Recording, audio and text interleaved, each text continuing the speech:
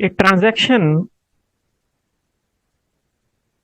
ਜਦੋਂ ਅਸੀਂ ਡਾਟਾਬੇਸ ਦੇ ਵਿੱਚ ਕੋਈ ਚੇਂਜ ਕਰਦੇ ਹਾਂ, ਕੋਈ ਰਿਕਾਰਡ ਇਨਸਰਟ ਡਿਲੀਟ ਜਾਂ ਅਪਡੇਟ ਕਰਦੇ ਹਾਂ, ਉਸ ਨੂੰ ਟ੍ਰਾਂਜੈਕਸ਼ਨ ਕਹਿੰਦੇ।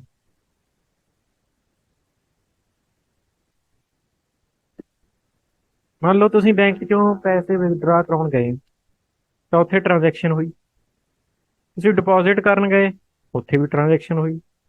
ਤੁਸੀਂ ਕਿਸੇ ਨੂੰ ਪੈਸੇ ਟ੍ਰਾਂਸਫਰ ਕੀਤੇ ਤਾਂ ਉੱਥੇ ਵੀ ਟ੍ਰਾਂਜੈਕਸ਼ਨ ਹੋਈ।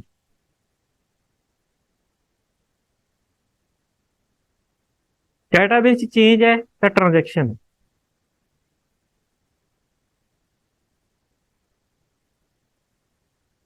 A transaction is a set of changes that must all be made together.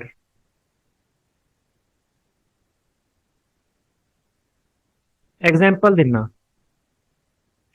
ਮੰਨ ਲਓ ਤੁਸੀਂ ਆਪਣੇ ਫਰੈਂਡ ਨੂੰ ਪੈਸੇ ਟ੍ਰਾਂਸਫਰ ਕਰਨੇ।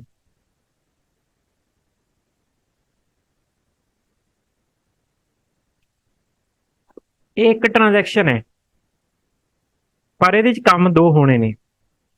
ਪਹਿਲਾ ਕੰਮ, ਤੁਹਾਡੇ ਅਕਾਊਂਟ ਦੇ ਵਿੱਚੋਂ ਪੈਸੇ ਮਾਈਨਸ ਹੋਣਗੇ, ਜਿਸ ਨੂੰ ਤੁਸੀਂ ਭੇਜਣੇ ਨੇ ਉਹਦੇ ਅਕਾਊਂਟ 'ਚ ਪੈਸੇ ਪਲੱਸ ਹੋਣਗੇ। ਕੰਮ ਦੋ ਹੋਏ ਪਰ ਟ੍ਰਾਂਜੈਕਸ਼ਨ ਇੱਕ। ਜਾਂ ਤਾਂ ਇਹ ਦੋਨੇ ਕੰਮ ਹੋਣੇ ਚਾਹੀਦੇ ਨੇ ਜਾਂ ਦੋਹਾਂ ਚੋਂ ਇੱਕ ਬਣਾ ਹੋਵੇ। ਜੇ ਦੋਹਾਂ ਚੋਂ ਇੱਕ ਕੰਮ ਹੋ ਗਿਆ, ਇੱਕ ਰਹਿ ਗਿਆ, ਤਾਂ ਉਹ ਟ੍ਰਾਂਜੈਕਸ਼ਨ ਕੰਪਲੀਟ ਨਹੀਂ ਹੋਈ। ਉਹ ਨਹੀਂ ਹੋਣਾ ਚਾਹੀਦਾ। ਉਸ ਦੇ ਨਾਲ ਡਾਟਾ ਇਨਕਨਸਿਸਟੈਂਟ ਹੋ ਜਾਂਦਾ ਹੈ। ਮੰਨ ਲਓ ਤੁਹਾਡੇ ਅਕਾਊਂਟ ਚੋਂ ਮਾਈਨਸ ਹੋ ਗਏ, ਦੂਜੇ ਪਾਸੇ ਪਲੱਸ ਨਹੀਂ ਹੋਏ, ਤਾਂ ਤੁਸੀਂ ਬੈਂਕ ਜਾਓਗੇ, ਪੁੱਛੋਗੇ ਭਾਈ ਟ੍ਰਾਂਸਫਰ ਕਿਉਂ ਨਹੀਂ ਹੋਏ, ਮਤਲਬ ਪ੍ਰੋਬਲਮ ਹੈ, ਕੰਪਲੀਟ ਨਹੀਂ ਹੋਈ ਟ੍ਰਾਂਜੈਕਸ਼ਨ। ਟ੍ਰਾਂਜੈਕਸ਼ਨ ਤਾਂ ਹੀ ਮੰਨੀ ਜਾਏਗੀ ਜੇ ਉਹ ਸਾਰੀਆਂ ਚੇਂਜਸ ਇਕੱਠੀਆਂ ਹੋਣਗੀਆਂ। ਇਹ transaction is a set of changes that must all be made together.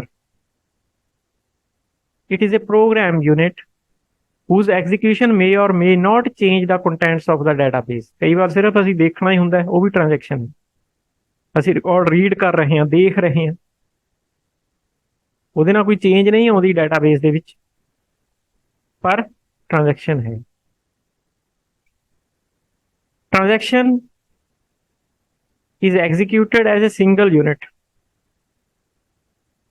Combined ਸਾਰੀਆਂ ਅਸੀਂ ਜੋ ਸਟੇਟਮੈਂਟਸ ਐਗਜ਼ੀਕਿਊਟ ਕਰਨੀਆਂ ਨੇ, ਉਹ ਇਕੱਠੀਆਂ ਕਰਕੇ ਇੱਕ ਸਿੰਗਲ ਯੂਨਿਟ ਦੇ ਤੌਰ ਤੇ ਉਹ ਕੰਮ ਕਰੇਗੀ। ਜਾਂ ਤਾਂ ਉਹ ਸਾਰਾ ਚੱਲੇਗਾ ਜਾਂ ਬਿਲਕੁਲ ਨਹੀਂ। If the database was in consistent state before transaction, then after executing the transaction also, the database must be in consistent state. ਜੇ ਪਹਿਲਾਂ ਉਹ ਸਹੀ ਸੀ ਡਾਟਾਬੇਸ ਦਾ ਸਟੇਟਸ, ਜਿਵੇਂ ਪਹਿਲਾਂ ਸੀ, ਜੇ ਉਹ ਕੰਸਿਸਟੈਂਟ ਸੀ, ਟ੍ਰਾਂਜੈਕਸ਼ਨ ਤੋਂ ਬਾਅਦ ਵੀ ਉਹ ਕੰਸਿਸਟੈਂਟ ਹੀ ਹੋਵੇ। ਕੰਸਿਸਟੈਂਟ ਮਤਲਬ ਵਿਦਆਊਟ ਕਨਫਿਊਜ਼ਨ, ਕੋਈ ਕਨਫਿਊਜ਼ਨ ਨਾ ਹੋਵੇ, ਸਾਰਾ ਕੁਝ ਓਕੇ ਹੋਵੇ, ਕਰੈਕਟ ਹੋਵੇ, ਉਹਨੂੰ ਕੰਸਿਸਟੈਂਟ ਕਹਾਂਗੇ। ਜੇ ਉਹ ਪਹਿਲਾਂ ਕੰਸਿਸਟੈਂਟ ਸੀ ਤਾਂ ਟ੍ਰਾਂਜੈਕਸ਼ਨ ਤੋਂ ਬਾਅਦ ਵੀ ਕੰਸਿਸਟੈਂਟ ਹੀ ਹੋਣਾ ਚਾਹੀਦਾ। ਉਹ ਤਾਂ ਹੋਏਗਾ ਜੇ ਟ੍ਰਾਂਜੈਕਸ਼ਨ ਕੰਪਲੀਟਲੀ ਐਗਜ਼ੀਕਿਊਟ ਹੋਏਗੀ। For example, transfer of money from one bank account to another requires two changes in the database and both must succeed or fail together. ਜਾਂ ਤਾਂ ਦੋਨੇ ਚੱਲਣੀਆਂ ਚਾਹੀਦੀਆਂ ਨੇ ਜਾਂ ਦੋਨੇ ਫੇਲ ਹੋ ਜਾਣੀਆਂ ਚਾਹੀਦੀਆਂ, ਇੱਕ ਨਾ ਚੱਲੇ। ਸੋ ਇਹਨਾਂ ਦੇ ਬੇਸ ਤੇ ਟ੍ਰਾਂਜੈਕਸ਼ਨ ਦੀਆਂ ਕੁਝ ਪ੍ਰੋਪਰਟੀਜ਼ ਨੇ ਜਿਹੜੀਆਂ ਆਪਾਂ ਡਿਸਕਸ ਕਰਦੇ ਹਾਂ। ਚਾਰ ਪ੍ਰੋਪਰਟੀਜ਼ ਨੇ।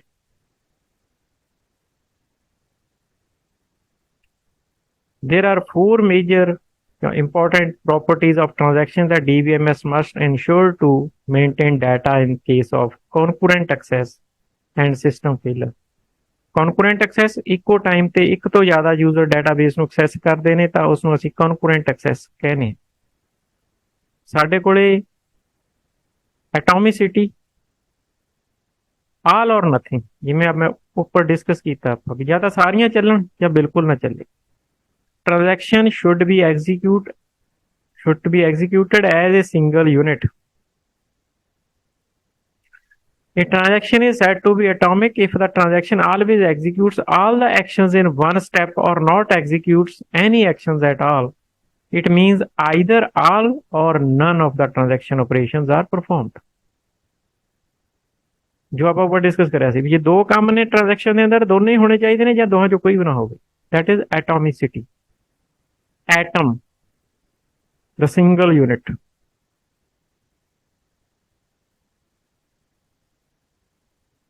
consistency, no violation of integrity constraints। constraints ਆਪਾਂ ਲਾਉਣੇ ਹੁੰਦੇ ਆ ਡਾਟਾ ਦੀ ਇੰਟੈਗ੍ਰਿਟੀ, ਡਾਟਾ ਦੀ ਕਰੈਕਟਨੈਸ ਨੂੰ ਚੈੱਕ ਕਰਨ ਦੇ ਲਈ।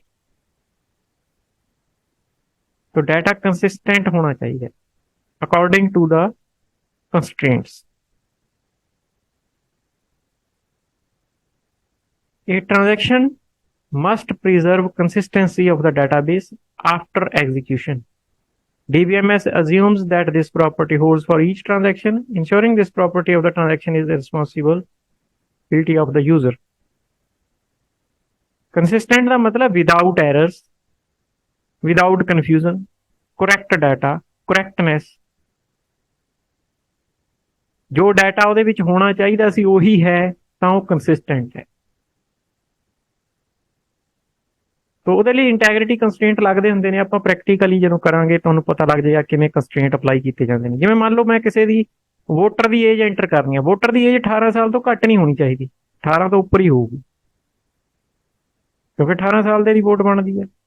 ਜੇ ਮੰਨ ਲਓ ਕਿਸੇ ਰਿਕਾਰਡ ਦੇ ਵਿੱਚ 16 ਸਾਲ ਭਰੀ ਗਈ then ਉਹ data is not consistent, then that data violated the integrity constraints। ਉਹ ਨਹੀਂ ਹੋਣਾ ਚਾਹੀਦਾ। isolation, concurrent changes invisible, concurrent changes invisible। ਮੰਨ ਲਓ ਇੱਕ ਤੋਂ ਜ਼ਿਆਦਾ ਯੂਜ਼ਰ ਡਾਟਾਬੇਸ ਨੂੰ ਐਕਸੈਸ ਕਰਨ ਦੀ ਕੋਸ਼ਿਸ਼ ਕਰ ਰਹੇ ਨੇ। ਜੇ ਉਹ ਇੱਕ ਤੋਂ ਜ਼ਿਆਦਾ ਯੂਜ਼ਰ ਐਕਸੈਸ ਕਰ ਰਹੇ ਨੇ ਤਾਂ ਇੱਕ ਯੂਜ਼ਰ ਨੂੰ ਇਹ ਨਹੀਂ ਪਤਾ ਲੱਗਣਾ ਚਾਹੀਦਾ ਕਿ ਦੂਜਾ ਵੀ ਚੇਂਜ ਕਰ ਰਿਹਾ ਹੈ। ਇੱਥੇ ਤਾਂ ਲੱਖਾਂ ਯੂਜ਼ਰ ਹੁੰਦੇ ਨੇ। ਫਾਰ ਐਗਜ਼ਾਮਪਲ ਤੁਸੀਂ ਬੈਂਕ 'ਚ ਜਾ ਕੇ ਦੇਖੋ ਕਿੰਨਾ ਰਸ਼ ਹੈ। ਇੱਕ ਟਾਈਮ ਤੇ ਕਿੰਨੇ ਕਲੈਰੀਕਲ ਬੰਦੇ ਕੰਪਿਊਟਰ ਤੇ ਟ੍ਰਾਂਜੈਕਸ਼ਨਸ ਐਗਜ਼ੀਕਿਊਟ ਕਰ ਰਹੇ ਨੇ, ਪਰ ਇੱਕ ਦਾ ਇਫੈਕਟ ਦੂਜੇ ਤੇ ਕਦੀ ਨਹੀਂ ਪੈਂਦਾ। This is isolation. ਕਨਕੂਰੈਂਟ ਮਤਲਬ ਇੱਕੋ ਟਾਈਮ ਤੇ ਚੇਂਜਸ ਹੋ ਸਕਦੀਆਂ ਨੇ ਪਰ ਉਹ ਇੱਕ ਦੂਜੇ ਨੂੰ ਇਨਵਿਜ਼ੀਬਲ ਮਤਲਬ ਦਿਖਾਈ ਨਹੀਂ ਦੇਣਗੀਆਂ। The transactions must behave as if they are being executed in isolation। It means that if several transactions are executed concurrently ਮਤਲਬ ਇੱਕੋ ਟਾਈਮ ਤੇ then the results must be same as if they were executed serially in some order। ਵੀ ਜੇ ਆਪਾਂ 10 transactions ਕੀਤੀਆਂ, ਜੇ ਉਹ 10 transaction ਇੱਕ ਇੱਕ ਕਰਕੇ ਐਗਜ਼ੀਕਿਊਟ ਹੋ ਕੇ ਜੋ ਰਿਜ਼ਲਟ ਆਉਣਾ ਸੀ ਉਹੀ ਰਹਿਣਾ ਚਾਹੀਦਾ ਜੇ 10 ਦੀਆਂ 10 ਇਕੱਠੀਆਂ ਚੱਲਦੀਆਂ ਹੋਣ। ਮਤਲਬ ਕਨਕੂਰੈਂਸੀ ਨਾਲ ਡਾਟੇ ਦੇ ਉੱਤੇ ਗਲਤ ਇਫੈਕਟ ਜਾਂ ਉਹਦਾ ਰਿਜ਼ਲਟ ਡਿਫਰੈਂਟ ਨਹੀਂ ਹੋਣਾ ਚਾਹੀਦਾ। ਕਨਕੂਰੈਂਸੀ ਦਾ ਇਫੈਕਟ ਨਹੀਂ ਪੈਣਾ ਚਾਹੀਦਾ ਡਾਟੇ ਦੀ consistency. The data used during the execution of the transaction cannot be used by the second transaction until the first one is completed। ਉੱਥੇ ਕਈ ਵਾਰ ਜਿਵੇਂ ਮੈਂ 10 ਕਹਿ ਦਿੱਤਾ, 10 ਜੇ ਤਾਂ ਅਲੱਗ-ਅਲੱਗ ਡਾਟਾ ਆਈਟਮ ਤੇ ਨੇ ਫਿਰ ਤਾਂ ਕੋਈ ਪ੍ਰੋਬਲਮ ਨਹੀਂ। ਮੰਨ ਲਓ ਇੱਕੋ ਆਈਟਮ ਦੇ ਉੱਤੇ ਇੱਕ ਤੋਂ ਜ਼ਿਆਦਾ ਟ੍ਰਾਂਜੈਕਸ਼ਨ ਕੰਮ ਕਰ ਰਹੀਆਂ ਨੇ ਫਿਰ ਇਫੈਕਟ ਪਏਗਾ। ਉਸ ਨੂੰ ਫਿਰ ਡਾਟਾਬੇਸ ਮੈਨੇਜਮੈਂਟ ਸਿਸਟਮ ਹੈਂਡਲ ਕਰਦਾ ਹੁੰਦਾ। ਉਹ ਆਪਾਂ ਅੱਗੇ ਡਿਸਕਸ ਕਰਾਂਗੇ ਕਿਵੇਂ ਹੈਂਡਲ ਕਰਦਾ। ਤਾਂ ਉੱਥੇ ਕੀ ਹੁੰਦਾ ਕਿ ਲੌਕ ਲੱਗ ਜਾਂਦਾ ਹੁੰਦਾ, ਇੱਕ ਟ੍ਰਾਂਜੈਕਸ਼ਨ ਚੇਂਜ ਕਰਕੇ ਹਟ ਜਾਏਗੀ ਫਿਰ ਦੂਜੀ ਉਸ ਡਾਟਾ ਆਈਟਮ 'ਚ ਚੇਂਜ ਕਰੇਗੀ। ਇਸ ਤਰ੍ਹਾਂ ਕੁਝ ਕੰਸੈਪਟ ਹੈ ਜਿਹੜਾ ਆਪਾਂ ਅੱਗੇ ਡਿਸਕਸ ਕਰਾਂਗੇ। ਡਿਊਰੇਬਿਲਿਟੀ, ਕਮਿਟਡ ਅਪਡੇਟ ਪਰਸਿਸਟ। ਜਦੋਂ ਤੁਸੀਂ ਕਮਿਟਡ ਦਾ ਇੱਥੇ ਵਰਡ ਹੁੰਦਾ ਹੈ ਮੀਨਿੰਗ ਡਾਟਾਬੇਸ ਦੇ ਵਿੱਚ ਫਾਈਨਲਾਈਜ਼ਡ, ਪਰਮਾਨੈਂਟ ਕਰ ਦਿੱਤੀ ਜਾਂਦੀ ਹੈ। ਜਦੋਂ ਟ੍ਰਾਂਜੈਕਸ਼ਨ ਦੀਆਂ ਚੇਂਜਸ ਉਹਨੂੰ ਕਮਿਟਡ ਟ੍ਰਾਂਜੈਕਸ਼ਨ ਕਹਿੰਦੇ ਨੇ, ਕਮਿਟਡ ਅਪਡੇਟ ਕਹਿੰਦੇ ਨੇ। ਉਹ ਪਰਸਿਸਟ ਕਰਨਾ ਚਾਹੀਦਾ। ਉਹ ਕਿਸੇ ਵੀ ਤਰ੍ਹਾਂ ਦੇ ਸਿਸਟਮ ਫੇਲਰ ਦੇ ਨਾਲ ਜਾਂ ਕਿਸੇ ਨੈਚੁਰਲ ਪ੍ਰੋਬਲਮ ਦੇ ਨਾਲ ਜਾਂ ਕਿਸੇ ਵੀ ਤਰ੍ਹਾਂ ਦੀ ਪ੍ਰੋਬਲਮ ਨਾਲ ਕੰਪਿਊਟਰ ਸਿਸਟਮ ਦੇ ਵਿੱਚ ਉਹ ਡਾਟਾ ਲੌਸ ਨਹੀਂ ਹੋਣਾ ਚਾਹੀਦਾ। This is durability. The effect of completed or committed transactions should persist even after a crash। ਮੰਨ ਲਓ ਸਿਸਟਮ ਕ੍ਰੈਸ਼ ਕਰ ਗਿਆ, ਉਸ ਤੋਂ ਬਾਅਦ ਵੀ ਉਹ ਜਿਹੜੀ ਡਾਟਾ ਕਮਿਟ ਹੋਇਆ ਹੈ, ਫਾਈਨਲਾਈਜ਼ ਹੋਇਆ, ਉਹ ਨਹੀਂ ਚੇਂਜ ਹੋਣਾ ਚਾਹੀਦਾ। It means once a transaction commits, the system must guarantee that the result of its operation will never lost in spite of subsequent failures। ਕਿਸੇ ਤਰ੍ਹਾਂ ਦੀ ਕੋਈ ਫੇਲਿਅਰ ਹੋ ਜਾਂਦਾ ਹੈ, ਕੋਈ ਸ਼ਾਰਟ ਸਰਕਟ ਹੋ ਜਾਂਦਾ ਹੈ, ਕੋਈ ਹਾਰਡ ਡਿਸਕ ਖਰਾਬ ਹੋ ਜਾਂਦੀ ਹੈ, ਕੁਝ ਵੀ ਹੋ ਜਾਵੇ, ਡਾਟਾ ਮਸਟ ਪਰਸਿਸਟ। ਉਹਦੇ ਲਈ ਬੈਕਅਪ ਵਗੈਰਾ ਲਏ ਜਾਂਦੇ ਨੇ। ਉਹ ਬਹੁਤ ਸਾਰੇ ਤਰੀਕੇ ਨੇ ਜਿਹੜੇ ਆਪਾਂ ਬਾਅਦ ਦੇ ਵਿੱਚ ਡਿਸਕਸ ਕਰਾਂਗੇ। ਇੱਥੇ ਹੁਣ ਇਹਨਾਂ ਚਾਰ ਪ੍ਰੋਪਰਟੀਜ਼ ਨੂੰ ਐਸਿਡ ਪ੍ਰੋਪਰਟੀਜ਼ ਕਿਹਾ ਜਾਂਦਾ ਹੈ। ਐਟੋਮਿਸਿਟੀ, ਕੰਸਿਸਟੈਂਸੀ, ਆਈਸੋਲੇਸ਼ਨ ਐਂਡ ਡਿਊਰੇਬਿਲਿਟੀ। ਇਹ ਅਸੀਂ ਇਹਨਾਂ ਨੂੰ ਸਾਰਿਆਂ ਨੂੰ ਇੱਕ ਸ਼ਾਰਟਕਟ, ਇੱਕ ਐਕਰੋਨਾਈਮ ਅਸੀਂ ਯੂਜ਼ ਕਰਦੇ ਹਾਂ, ਐਸਿਡ ਪ੍ਰੋਪਰਟੀਜ਼। ਮੈਂ ਟ੍ਰਾਂਜੈਕਸ਼ਨ ਦੀਆਂ ਸਟੇਟਸ ਦੱਸਦਾ। ਅੱਗੇ ਜਾਣ ਤੋਂ ਪਹਿਲਾਂ ਆਪਾਂ ਨੇ ਕਨਕਰੈਂਸੀ ਐਗਜ਼ੀਕਿਊਟ ਇੱਥੇ ਡਿਸਕਸ ਕਰਨੀ ਹੈ ਟ੍ਰਾਂਜੈਕਸ਼ਨਸ ਦੀ। ਟ੍ਰਾਂਜੈਕਸ਼ਨ ਜਦੋਂ ਐਗਜ਼ੀਕਿਊਟ ਹੁੰਦੀ ਹੈ ਤਾਂ ਉਹ ਅਲੱਗ-ਅਲੱਗ ਸਟੇਜ ਦੇ ਥਰੂ ਉਹ ਗੁਜ਼ਰਦੀ ਹੈ। ਸਭ ਤੋਂ ਪਹਿਲਾਂ ਟ੍ਰਾਂਜੈਕਸ਼ਨ ਜਦੋਂ ਐਕਟਿਵ ਹੁੰਦੀ ਹੈ ਉਹ ਤੋਂ ਉਹਦੀ ਇਨੀਸ਼ੀਅਲ ਸਟੇਜ ਹੈ, ਮੈਨੂੰ ਚੱਲਣਾ ਹੈ, ਐਗਜ਼ੀਕਿਊਟ ਹੋਣਾ, ਉਹਨੇ ਕੰਮ ਕਰਨਾ, ਉਹਨੇ ਕੋਈ, ਤਾਂ ਉਹਦੀ ਉਹ ਇਨੀਸ਼ੀਅਲ ਸਟੇਟ ਅਸੀਂ ਮੰਨਦੇ ਹਾਂ ਐਕਟਿਵ ਸਟੇਟ। ਤਾਂ transaction stage in the state while it is executing. ਚੱਲ ਰਹੀ ਹੈ, ਕੰਮ ਕਰ ਰਹੀ ਹੈ, ਉਹ ਆਪਣਾ ਜੋ ਵੀ ਚੇਂਜਸ ਨੇ ਡਾਟਾਬੇਸ ਦੇ ਵਿੱਚ ਉਹ ਕਰ ਰਹੀ। ਇਸ ਤੋਂ ਬਾਅਦ ਉਹ ਦੋ ਪਾਸੇ ਜਾ ਸਕਦੀ ਹੈ, ਜਾਂ ਤਾਂ ਉਹ ਪਾਰਸ਼ਲੀ ਕਮਿਟਡ ਹੋ ਜਾਏਗੀ ਜਾਂ ਉਹ ਫੇਲ ਹੋ ਜਾਏਗੀ। Partially committed means after the final statement has been executed. ਮਤਲਬ ਮੰਨ ਲਓ ਜੇ 10 ਸਟੇਟਮੈਂਟ ਸੀਗੀਆਂ, 10 ਦੀਆਂ 10 ਚੱਲ ਗਈਆਂ, ਤਾਂ ਉਹ ਪਾਰਸ਼ਲੀ ਕਮਿਟਡ ਮੰਨੀ ਜਾਂਦੀ ਹੈ। ਜਸਟ ਬਿਫੋਰ ਕਮਿਟਡ ਉਹਨੂੰ ਪਾਰਸ਼ਲੀ ਕਮਿਟਡ ਕਹਿੰਦੇ ਨੇ। ਇਹ ਨਹੀਂ ਆ ਵੀ ਅੱਧੀ ਚੱਲੀ ਆ, ਚੱਲ ਸਾਰੀਆਂ ਗਈਆਂ ਪਰ ਹਜੇ ਫਾਈਨਲਾਈਜ਼ ਕਰਨਾ ਬਾਕੀ। ਇਹ ਸਮਝ ਲਓ ਵੀ ਸੇਵ, ਤੁਸੀਂ ਟਾਈਪ ਸਾਰਾ ਕਰ ਲਿਆ, ਸੇਵ ਬਟਨ ਦਬਣਾ। ਮੈਂ ਵੈਸੇ ਇੱਕ ਉਹਦੀ ਮਾਈਕਰੋਸੌਫਟ ਵਰਡ ਦੀ ਐਗਜ਼ਾਮਪਲ ਇਦਾਂ ਸਮਝਾਉਣ ਲਈ ਦੇ ਰਿਹਾ, ਅਦਰਵਾਈਜ਼ ਇੱਥੇ ਐਗਜ਼ੀਕਿਊਸ਼ਨ ਹੋਣੀ ਹੈ statements the.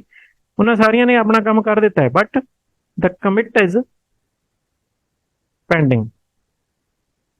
Failure after the discovery that normal execution can no longer be proceeded. ਕਈ ਵਾਰ ਫੇਲ ਹੋ ਜਾਂਦੀ ਹੈ, ਨਹੀਂ ਉਹ ਪੋਸੀਬਲ ਹੁੰਦਾ ਜੋ ਆਪਰੇਸ਼ਨ ਕਰਨਾ ਹੁੰਦਾ। ਮੰਨ ਲਓ ਤੁਸੀਂ ਵਿਦਡਰਾ ਕਰ ਰਹੇ ਹੋ 10,000 ਰੁਪਏ, ਖਾਤੇ 'ਚ 5,000 ਨੇ, तो ट्रांजैक्शन चलेगी तो सही, लेकिन वो फेल हो जाएगी।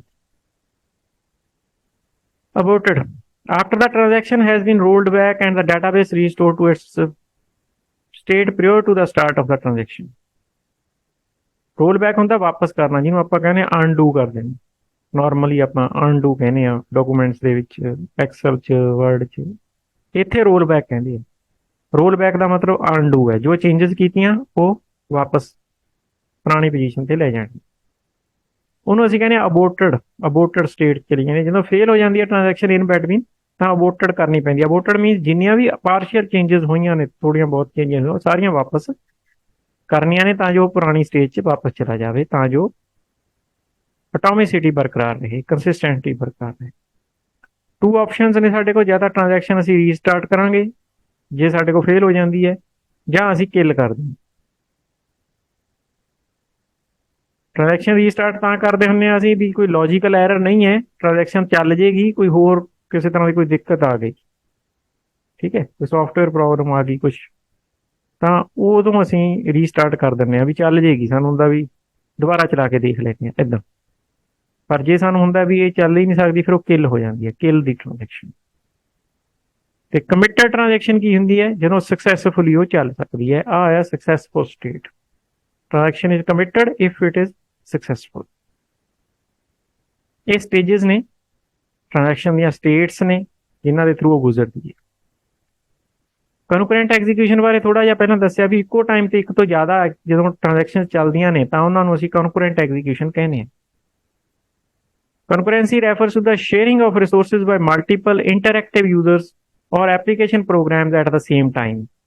ਇੱਕੋ ਟਾਈਮ ਤੇ ਇੱਕ ਤੋਂ ਜ਼ਿਆਦਾ ਬੰਦੇ ਸਰਵਰ ਨਾਲ ਕਨੈਕਟ ਕਰਕੇ ਆਪਦੇ ਆਪਦੇ ਕੰਪਿਊਟਰ ਤੇ ਕੰਮ ਕਰਦੇ ਹੁੰਦੇ ਨੇ, ਤਾਂ ਉਹ ਕਨਕਰੈਂਟ ਐਗਜ਼ੀਕਿਊਸ਼ਨ ਹੋ ਰਹੀ ਹੁੰਦੀ ਹੈ।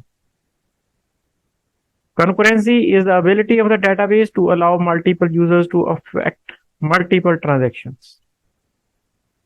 ਹੁਣ ਜਦੋਂ 10 ਯੂਜ਼ਰ ਇਕੱਠੇ ਕਨੈਕਟਡ ਨੇ ਸਰਵਰ ਨਾਲ, ਸਰਵਰ ਤੇ DBMS ਹੈ ਜਾਂ RDBMS ਹੈ, ਤਾਂ ਉਸ ਨੂੰ ਅਸੀਂ ਜਦੋਂ ਕਨੈਕਟ ਕਰਕੇ ਐਗਜ਼ੀਕਿਊਸ਼ਨ ਕਰਦੇ ਹਾਂ ਤਾਂ 10 ਦੇ 10 ਬੰਦੇ ਆਪਦੀ ਟ੍ਰਾਂਜੈਕਸ਼ਨ ਐਗਜ਼ੀਕਿਊਟ ਕਰ ਰਹੇ ਨੇ, ਤਾਂ ਕਨਕਰੈਂਟ ਟ੍ਰਾਂਜੈਕਸ਼ਨਸ ਹੋ ਰਹੀਆਂ ਨੇ, ਇੱਕ ਤਾਂ ਦੂਜੇ ਨੂੰ ਕੁਝ ਨਹੀਂ ਪਤਾ ਲੱਗ ਰਿਹਾ। Multiple users can read and write data simultaneously in the database। Allowing multiple transactions to update data concurrently causes several complications with consistency of data। ਇੱਥੇ ਹੁਣ ਪ੍ਰੋਬਲਮ ਆਉਣਗੀਆਂ, ਕਨਕਰੈਂਸੀ ਦੀਆਂ ਪ੍ਰੋਬਲਮਸ ਵੀ ਨੇ ਤੇ ਫਾਇਦੇ ਵੀ ਨੇ, ਆਪਾਂ ਦੋਨੇ ਡਿਸਕਸ ਕਰਨੇ। ਪਹਿਲਾਂ ਫਾਇਦੇ ਦੇਖਾਂਗੇ ਕੀ ਨੇ, ਐਡਵਾਂਟੇजेस ਕੀ ਨੇ, ਫਿਰ ਅਸੀਂ ਇਹਦੀਆਂ ਪ੍ਰੋਬਲਮਸ ਦੇਖਾਂਗੇ। ਕਨਕਰੈਂਸੀ ਦਾ ਮਤਲਬ ਸਮਝ ਲੱਗ ਜਾਣਾ ਚਾਹੀਦਾ। ਕਨਕਰੈਂਸੀ ਦਾ ਮਤਲਬ ਹੈ ਇੱਕੋ ਟਾਈਮ ਤੇ ਇੱਕ ਤੋਂ ਜ਼ਿਆਦਾ ਯੂਜ਼ਰ ਸੇਮ ਡਾਟਾਬੇਸ ਦੇ ਵਿੱਚ ਟ੍ਰਾਂਜੈਕਸ਼ਨਸ ਐਗਜ਼ੀਕਿਊਟ ਕਰਦੇ ਹੋਣ ਤਾਂ ਉਸ ਨੂੰ ਕਨਕਰੈਂਸੀ ਕਿਹਾ ਜਾਂਦਾ। It is much easier to run transactions serially. ਇੱਕ ਇੱਕ ਟ੍ਰਾਂਜੈਕਸ਼ਨ ਐਗਜ਼ੀਕਿਊਟ ਕਰਨੀ ਸੌਖੀ ਹੈ, ਪਰ ਉਹਦੀਆਂ ਅਲੱਗ ਪ੍ਰੋਬਲਮਸ ਨੇ। ਫਿਰ ਤਾਂ 9 ਯੂਜ਼ਰ ਬੈਠੇ ਦੇਖਣਗੇ ਕਿ ਪਹਿਲਾ ਕੰਮ ਕਰ ਲੂਗਾ, ਫਿਰ ਦੂਜਾ ਚੱਲੂਗਾ, ਫਿਰ ਉਹ ਤਾਂ ਕੋਈ ਪ੍ਰੈਕਟੀਕਲ ਸੋਲੂਸ਼ਨ ਹੈ ਨਹੀਂ ਇਸ ਵੇਲੇ। that is one at a time, each starting only after the previous has been completed. However, there are good reasons for allowing concurrency। ਫਿਰ ਅਸੀਂ concurrency allow ਕਰਦੇ ਹਾਂ, ਕਿਉਂ ਕਰਦੇ ਹਾਂ? ਕਿਉਂਕਿ ਸਾਨੂੰ ਇੰਪਰੂਵਡ ਥਰੂਪੁੱਟ ਚਾਹੀਦੀ ਹੈ। ਸਾਨੂੰ ਅਸੀਂ ਹੁਣ ਜੇ ਮੰਨ ਲਓ ਬੈਂਕ ਜਾਂਦੇ ਹਾਂ, ਤੁਸੀਂ ਦੇਖੋ ਕਿੰਨੇ ਬੰਦੇ ਇਕੱਠੇ ਆਪਣੀਆਂ ਟ੍ਰਾਂਜੈਕਸ਼ਨਸ ਕਰ ਰਹੇ ਹੁੰਦੇ ਨੇ। ਜੇ ਆਪਾਂ ਇਹ ਕਹਿ ਦਈਏ ਵੀ concurrency ਬੰਦ ਕਰਨੀ ਹੈ, ਤਾਂ ਫਿਰ ਤਾਂ ਇਹੀ ਹੋਏਗਾ ਕਿ ਇੱਕ ਬੰਦਾ ਬੈਂਕ 'ਚ ਐਂਟਰੀ ਕਰੇਗਾ, ਆਪਦਾ ਕੰਮ ਕਰਾ ਕੇ ਬਾਹਰ ਆਏਗਾ, ਫਿਰ ਦੂਜੇ ਨੂੰ ਅੰਦਰ ਜਾਣ ਦਿੱਤਾ ਜਾਏਗਾ। ਇਸ ਤਰੀਕੇ ਨਾਲ ਤਾਂ ਪ੍ਰੈਕਟੀਕਲੀ ਪੋਸੀਬਲ ਹੀ ਨਹੀਂ। ਤੇ ਇਸ ਕਰਕੇ ਅਸੀਂ ਇੰਪਰੂਵਡ ਥਰੂਪੁੱਟ ਜਾਂ ਸੋਰਸ ਯੂਟਿਲਾਈਜੇਸ਼ਨ ਕਰਨੀ ਹੁੰਦੀ ਹੈ ਵੀ ਇੱਕ ਤੋਂ ਜ਼ਿਆਦਾ ਕੰਮ ਇੱਕੋ ਟਾਈਮ ਤੇ ਕੀਤੇ ਜਾ ਸਕਦੇ ਨੇ ਤਾਂ ਉਹ ਕੀਤੇ ਜਾਣ। ਕੰਪਿਊਟਰ ਤਾਂ એનર્ਜੀ ਕੰਜ਼ਿਊਮ ਕਰ ਰਿਹਾ ਹੈ ਨਾ। ਕੰਪਿਊਟਰ ਦੇ ਜਿਹੜੇ ਰਿਸੋਰਸਸ ਨੇ ਯੂਜ਼ ਹੋ ਰਹੇ ਨੇ, ਪ੍ਰੋਸੈਸਰ ਯੂਜ਼ ਹੋ ਰਿਹਾ, ਡਿਸਕ ਯੂਜ਼ ਹੋ ਰਹੀ ਹੈ, ਮੈਮਰੀ ਯੂਜ਼ ਹੋ ਰਹੀ ਹੈ। ਤਾਂ ਜੇ ਉਹ ਘੱਟ ਟਾਈਮ ਦੇ ਵਿੱਚ ਜ਼ਿਆਦਾ ਕੰਮ ਕਰ ਸਕਦੇ ਨੇ ਉਹ ਰਿਸੋਰਸਸ, ਤਾਂ ਉਹਦਾ ਮਤਲਬ ਹੈ ਕਿ ਅਸੀਂ ਉਹਨਾਂ ਜਿਹੜਾ ਪੈਸਾ ਉਹਦੇ ਤੇ ਲਾਇਆ ਕੰਪਿਊਟਰ ਦੇ ਉੱਤੇ, ਉਹਨਾਂ ਤੋਂ ਪੂਰਾ ਫਾਇਦਾ ਲੈ ਰਹੇ ਹਾਂ। ਇਹ ਤਾਂ ਹੀ ਹੋਏਗਾ ਜੇ ਕੰਕੁਰੈਂਸੀ ਚੱਲੇਗੀ। It increases the throughput of the system. Throughput ਹੁੰਦਾ ਹੈ ਇਨਪੁੱਟ ਅਤੇ ਆਊਟਪੁੱਟ ਦੇ ਵਿਚਕਾਰ ਜੋ ਆਪਾਂ ਕਿੰਨਾ ਕੰਮ ਕਰਿਆ। that is number of transactions executed in a given amount of time।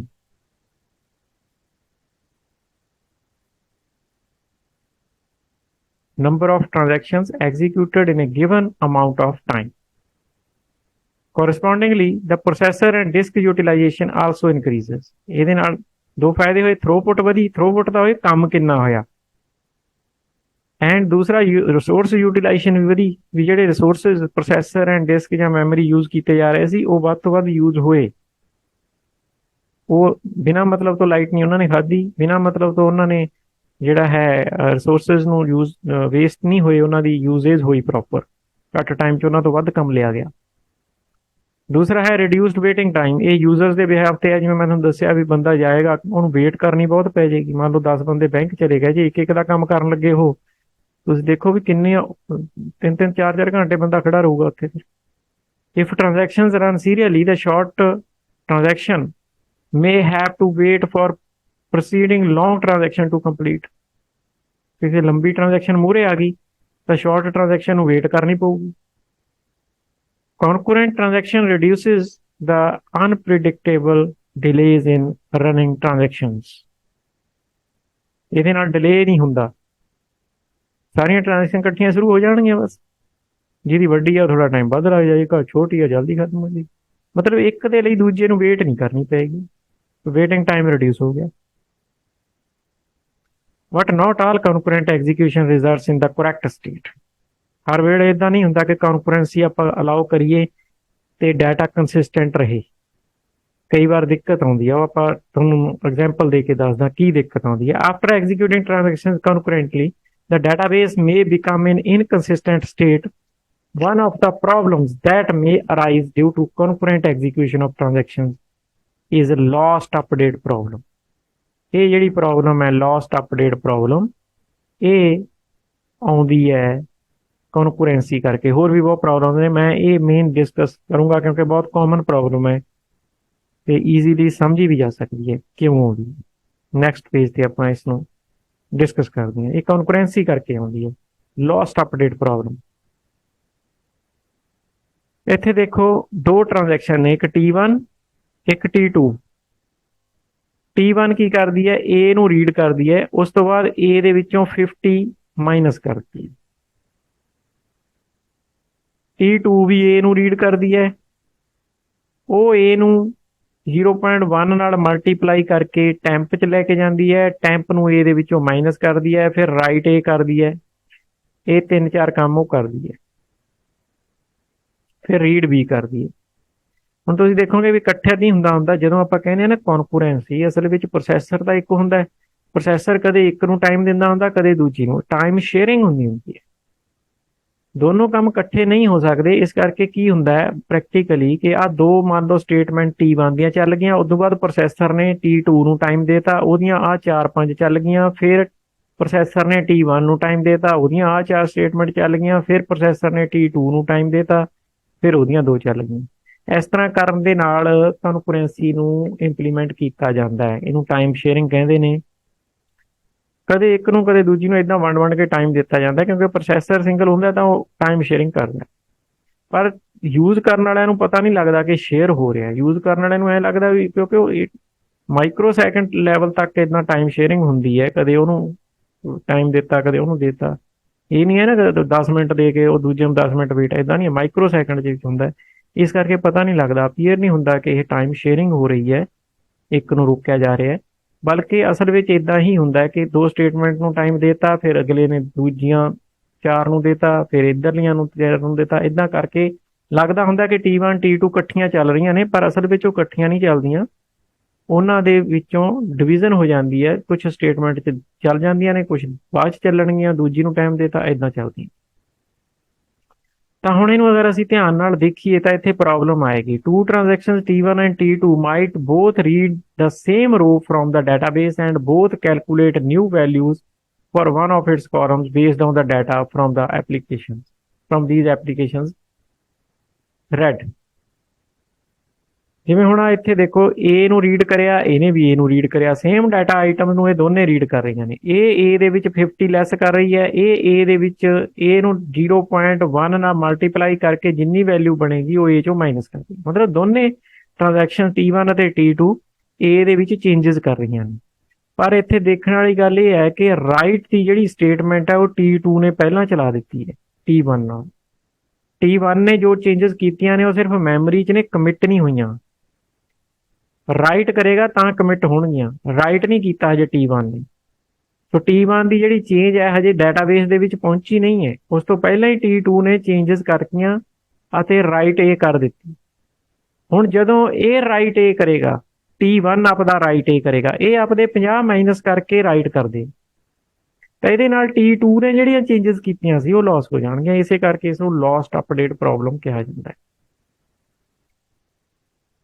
ਮੈਂ ਦੁਬਾਰਾ ਦੱਸ ਦਿੰਦਾ, ਰੀਡ A ਦੇ ਨਾਲ T1 ਨੇ ਇੱਕ ਵੈਲਿਊ ਰੀਡ ਕੀਤੀ, ਮੰਨ ਲਓ 100 ਕੀਤੀ, 100 ਰੀਡ ਕੀਤੀ, 100 ਦੇ ਵਿੱਚੋਂ 50 ਲੈਸ ਕੀਤੇ। T1 ਨੇ A ਦੀ ਵੈਲਿਊ ਕੈਲਕੂਲੇਟ ਕੀਤੀ 50, ਪਰ 50 ਨੂੰ ਹਜੇ ਡਾਟਾਬੇਸ 'ਚ ਰਾਈਟ ਨਹੀਂ ਸੀ ਕੀਤਾ ਇਹਨੇ। T2 ਨੇ A ਦੀ ਵੈਲਿਊ ਰੀਡ ਕਰ ਲਈ। A ਦੀ ਵੈਲਿਊ ਜਿਹੜੀ ਹੈ ਰੀਡ ਕਰੇਗਾ T2, ਉਹ ਡਾਟਾਬੇਸ 'ਚੋਂ ਕਰੇਗਾ। ਡਾਟਾਬੇਸ 'ਚ ਹਜੇ 100 ਹੀ ਹੈ, ਕਿਉਂਕਿ T1 ਨੇ ਉਹਦੇ 'ਚ 50 ਐਡ ਮਾਈਨਸ ਕਰਕੇ ਰਾਈਟ ਨਹੀਂ ਕੀਤਾ। ਸੋ ਇਹ 100 ਰੀਡ ਕਰੇਗਾ, 100 ਨੂੰ 0.1 ਦੇ ਨਾਲ ਮਲਟੀਪਲਾਈ ਕਰਕੇ ਜਿੰਨੀ ਵੈਲਿਊ ਬਣਦੀ ਹੈ ਓਨੀ A ਦੇ ਵਿੱਚੋਂ ਲੈਸ ਕਰ ਦੇਗਾ, ਉਸ ਤੋਂ ਬਾਅਦ ਰਾਈਟ ਕਰ ਦੇਗਾ। ਹੁਣ ਇਹਨੇ ਜਿਹੜੀ ਵੈਲਿਊ ਰਾਈਟ ਕੀਤੀ ਹੈ ਲੈਸ ਕਰਕੇ, ਉਹ ਰਾਈਟ ਕਰ ਦਿੱਤੀ, ਠੀਕ ਹੈ, ਪਰਮਾਨੈਂਟ ਕਰ ਦਿੱਤੀ, ਪਰ ਇਹਦੀ ਅਜੇ ਪੈਂਡਿੰਗ ਸੀ ਕੰਮ ਜਿਹੜਾ ਜੀ ਨਾ, ਇਹਨੂੰ ਵਿਚਾਲੇ ਰੋਕ ਕੇ ਇਹਨੇ ਕੰਮ ਸ਼ੁਰੂ ਕਰ ਦਿੱਤਾ ਸੀ T2 ਨੇ। ਤਾਂ T1 ਨੇ ਆਪਦਾ ਪੈਂਡਿੰਗ ਕੰਮ ਅੱਗੇ ਕੰਟੀਨਿਊ ਕੀਤਾ, ਉਹਨੇ ਰਾਈਟ A ਕਰਤਾ। ਕੀ ਰਾਈਟ ਕੀਤਾ ਇਹਨੇ? 50 ਰਾਈਟ ਕਰੇਗਾ ਨਾ, ਕਿਉਂਕਿ ਇਹਨੂੰ ਤਾਂ ਇਹੀ ਹੈ ਵੀ ਮੈਂ 50 ਕੈਲਕੂਲੇਟ ਕੀਤੀ ਹੈ ਤਾਂ 50 ਹੀ ਰਾਈਟ ਕਰੂਗਾ। ਇਹਦੇ ਨਾਲ ਕੀ ਹੋਇਆ, ਜਿਹੜਾ T2 ਨੇ ਚੇਂਜਸ ਕੀਤੀਆਂ ਨਹੀਂ, ਉਹਨਾਂ ਦਾ ਪਤਾ ਹੀ ਨਹੀਂ ਲੱਗਿਆ ਕਦੋਂ ਹੋ ਗਈਆਂ ਕਦੋਂ ਰੱਖੀਆਂ ਗਈਆਂ, ਉਹਦੀਆਂ ਚੇਂਜਸ ਲਾਸ ਹੋ ਗਈ, ਉਹਦੀਆਂ ਚੇਂਜਸ ਲਾਸ ਹੋ ਗਈ। T2 ਨੇ ਜੋ ਚੇਂਜਸ ਕੀਤੀਆਂ A ਦੇ ਵਿੱਚ ਉਹ ਲਾਸ ਹੋ ਗਈਆਂ। ਇਸ ਨੂੰ ਲੋਸਟ ਅਪਡੇਟ ਪ੍ਰੋਬਲਮ ਕਹਿ ਸਕਦੇ। The T2 updates the row with its new value and T1 then also updates the row. The update performed by T2 is lost. It is the job of the database system to ensure that any schedule that gets executed will leave the database in consistent state. ਆ ਜਿਹੜੀ state ਹੁਣ ਇੱਥੇ ਆਈ ਸੀ ਇਹਨਾਂ ਦੋਹਾਂ ਦੇ ਚੱਲਣ ਨਾਲ, ਉਹ ਇਨਕਨਸਿਸਟੈਂਟ ਸਟੇਟ ਹੈ, ਕਿਉਂਕਿ T2 ਦੀਆਂ ਜਿਹੜੀਆਂ ਚੇਂਜਸ ਨੇ ਉਹ ਕਿਤੇ ਸ਼ੋ ਹੀ ਨਹੀਂ ਹੋ ਰਹੀਆਂ। T2 ਨੇ ਜਿਹੜੀ ਕੈਲਕੂਲੇਸ਼ਨ ਕੀਤੀ ਹੈ ਉਹ ਕਿਤੇ ਦਿਖ ਹੀ ਨਹੀਂ ਰਹੀ, ਸੋ ਇਨਕਨਸਿਸਟੈਂਟ state. Concurrency control component of the database system carries out this task। ਤੇ DBMS ਜਾਂ RDBMS ਦਾ ਇਹ ਰਿਸਪੌਂਸਿਬਿਲਿਟੀ ਹੈ ਕੋਈ ਇਸ ਤਰ੍ਹਾਂ ਦੀਆਂ ਪ੍ਰੋਬਲਮਸ ਨਾ ਆਉਣ ਦੇ ਵਿੱਚ।